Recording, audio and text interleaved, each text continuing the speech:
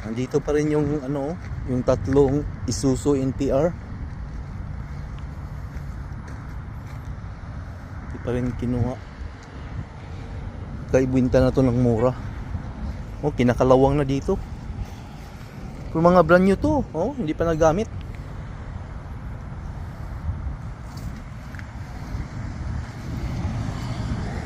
Ganda pang loob, oh. May damage lang. Isuzu. Yan, oh, kinalawang. Bago pa to. Hindi pa nagamit. May damage lang. Baka ibinta lang to ng mura. Or i-chop-chop na lang. Yung isa, oh, 4 doors.